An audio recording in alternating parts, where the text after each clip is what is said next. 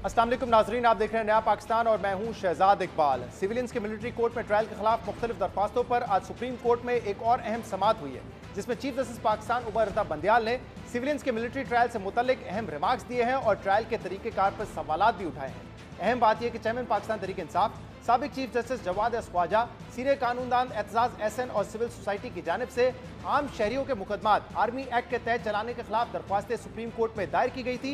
Chief justice Pakistan ने इस मामले पर 9 रुकनी बेंच तश्कील दिया था, मगर कल पहली समाअत में सुप्रीम कोर्ट के सीनियर तरीन जज जस्टिस काजी फाइज ईसा और जस्टिस तारिक मसूद ने प्रैक्टिस एंड प्रोसीजर बिल का फैसला होने तक बेंचेस की तश्कील को गैर आईनी करार दिया और बेंच से उठकर चले गए, जिसके बाद चीफ जस्टिस ने अपनी सरबराही में 7 रुकनी बेंच तश्कील दिया।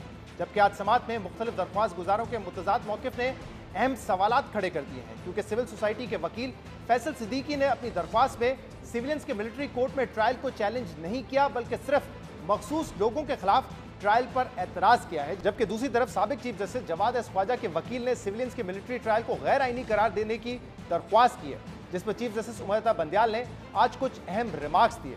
चीफ जस्टिस ने वाज़ेह तौर पर कहा कि यह कहना दुरुस्त नहीं कि सिविलियन का कभी फौजी अदालतों में ट्रायल नहीं हो सकता। पाकिस्तान आर्मी एक्ट का इतलाक सिविलियंस पर होता है। मुल्क की सलामती के मामलात बराह रास्त आर्मी के तहत आते हैं। बस सवाल यह है कि क्या तरीक़ेकार होगा जिसके तहत मुकदमात मिलिट्री कोर्ट को भिजवाए जाएंगे। चीफ जस्टिस ने कहा कि देखना होगा कि सिविलियंस को फौजी अदालत के दायरे इख्तियार में लाने का क्या तरीका अपनाया गया। चीफ जस्टिस ने कहा कि हाजिर सर्विस फौजी को कौमी सलामती के खिलाफ साजिश के लिए उकसाना संगीन जुर्म है। सिविलियन फौजी को बगावत पर उकसाता है तो इसका ट्रायल फौजी अदालत में हो सकता है।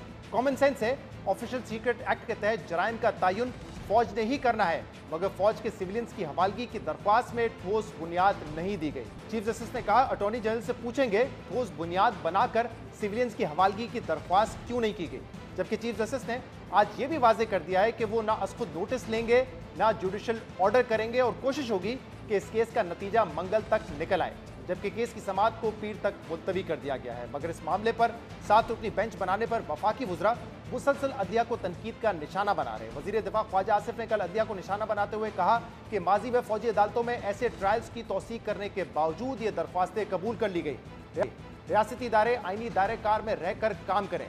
जबकि वज़ीर दाखिला राना सनाउल्लाह ने आज कौमी असम्बली से खिताब में जजेस पर सियासत करने का इल्ज़ाम लगाते हुए कहा है कि इस बेंच को 3 रुकनी कमेटी ने नहीं बनाया, इसलिए यह गैर कानूनी है। अगर आर्मी एक्ट के तहत किसी का ट्रायल नहीं हो सकता तो इसे कलअदम करार दे दें। क्या उन लोगों के भी इंसानी हुकूक हैं जिन्होंने शोहदा के मुजस्मों को तोड़ा है। कल जब 9 मेंबर्स का बेंच बैठा, उसमें 2 सीनियर मेंबर्स ने जो है वो एतराज किया। अपना एतराज करने के बाद वो ऑन रिकॉर्ड हैं कि हम रिक्यूज नहीं कर रहे। उसके बाद चाहिए तो ये था कि इसके ऊपर जो है वो सोचा जाता और इसके ऊपर कोई फैसला किया जाता, लेकिन आधे घंटे बाद उन 2 को माइनस करके 7 रुकनी बेंच बना के समाअत शुरू कर दी। और इस बात में क्या जल्दी है, क्या तेजी है। हमारी अदालतें और हमारे जज साहबान जो हैं वो इंसाफ नहीं कर रहे, बल्कि वो इन लॉज का जो है वो शिकार है या वो सियासत कर रहे हैं। अगर आर्मी एक्ट 1952 जो है, अगर उसके तहत किसी का ट्रायल नहीं हो सकता तो फिर भाई उसको रिपील कर दें, उसको कलअदम करार दे दें। क्या उन लोगों के ह्यूमन राइट्स हैं जिन्होंने शोहदा की यादगारों की बेहुरमती की। वज़ीर दाखिला 9 मई के जिम्मेदारों के आर्मी ट्रायल को नागुज़ीर करार दे रहे हैं और 7 रुकनी बेंच की आईनी हैसियत पर भी सवाल उठा रहे हैं, जिस पर दरख्वास्त गुजार एतजाज एहसन ने मीडिया टॉक में कहा है कि ये ज्यादती है कि हुकूमत 7 रुकनी बेंच को नहीं मान रही। सुप्रीम कोर्ट के बारे में ऐसी गुफ्तगू नहीं होनी चाहिए। अदालत ने अगर उन पर तौहीन लगा दी तो ये ओहदों पर नहीं रहेंगे। इसके अलावा चेयरमैन पीपल्स पार्टी बिलावल भुट्टो जरदारी ने, जिनसे मुतल्लिक कुछ रोज तक ये कहा जा रहा था, ये खबरें गर्दिश कर रही थी कि वो सिविलियंस के मिलिट्री ट्रायल के खिलाफ हैं, उन्होंने भी आज वाज़ेह तौर पे कहा है कि रियासत की रिट कायम करने के लिए मिलिट्री ट्रायल जरूरी है।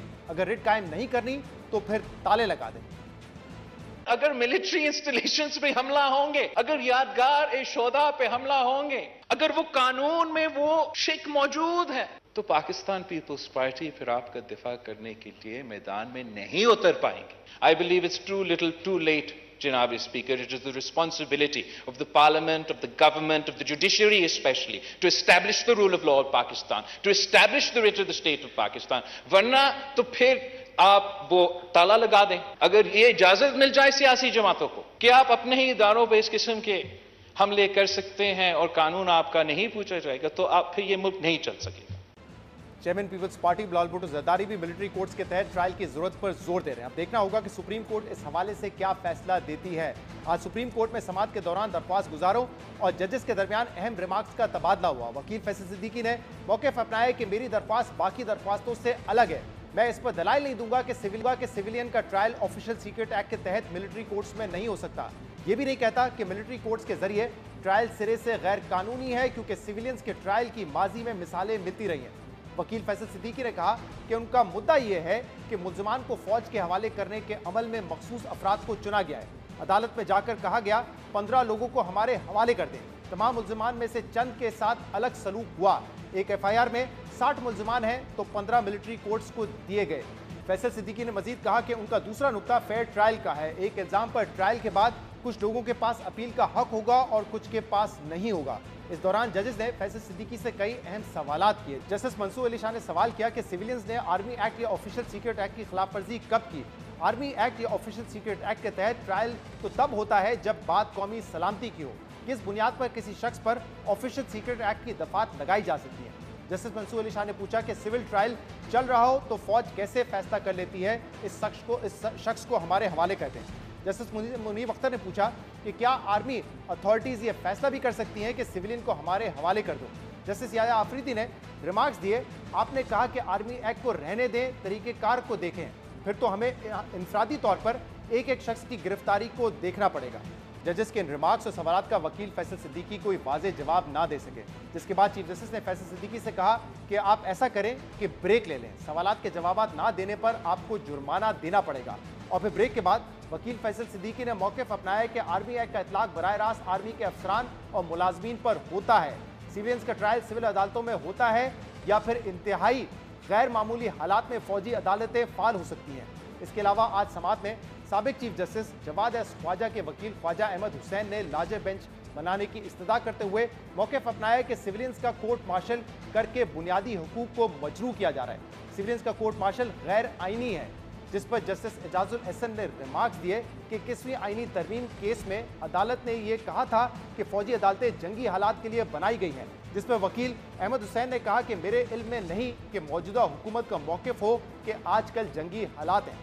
अहम बात यह कि कल सुप्रीम कोर्ट ने अपने हुक्मनामे में हुकूमत से फौज और सिविलियन कस्टडी में अफराद की फहरिस्त तलब की थी, जिस पर आज पंजाब हुकूमत ने अदालत को जो डेटा दिया उसमें फौज की हिरासत में मौजूद मुल्ज़िमान और नाबालिग बच्चों, सहाफ़ियों और वकला का डेटा शामिल नहीं था।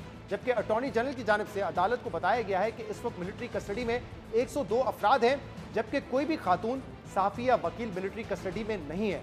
ख़वातीन का फौजी अदालतों में ट्रायल नहीं होगा, ये भी आज अटॉर्नी जनरल ने कहा।